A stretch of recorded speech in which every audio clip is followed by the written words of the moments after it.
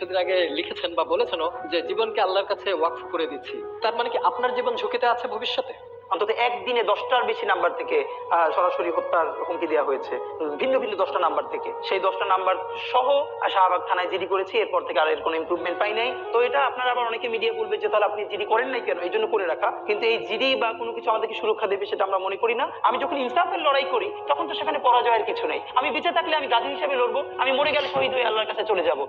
আপনি আমাকে যে ভোট দিবে না আমি জানি, সে কেন্দ্রে গেলে আমাকে ভোট দিবে না, তবুও সে যেন আমার বিরুদ্ধে গিয়ে নির্বিঘ্নে কেন্দ্রে আমার বিরুদ্ধে ভোট দিয়ে আসতে পারে, সেই অধিকার রক্ষা করেই আমাদের সব থেকে বড় লড়াই।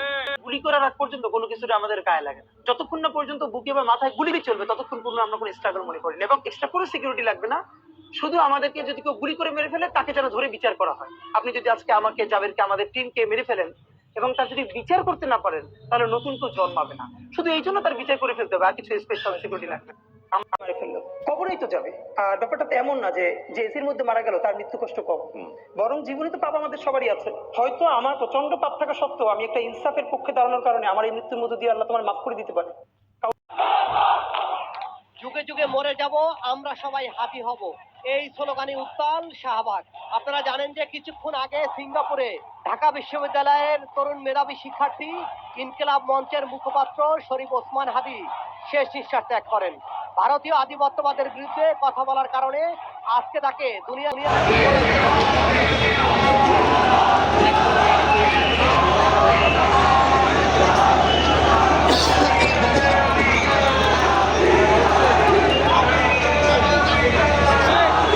হাদি দুনিয়া ছেড়ে চলে গেল, হাদির নাম কখনো এই দুনিয়া ছেড়ে যাবে না। প্রজন্মের পর প্রজন্ম উসমান হাদির নাম এই দেশের ইতিহাসের পাতায় থেকে যাবে। ওসমান হাদি শুধু রাজনীতিবিদ নয়, ছিলেন অন্যায় এবং প্রতিবাদের বিরুদ্ধে সংগ্রামী সাহসী একজন বীর যোদ্ধা।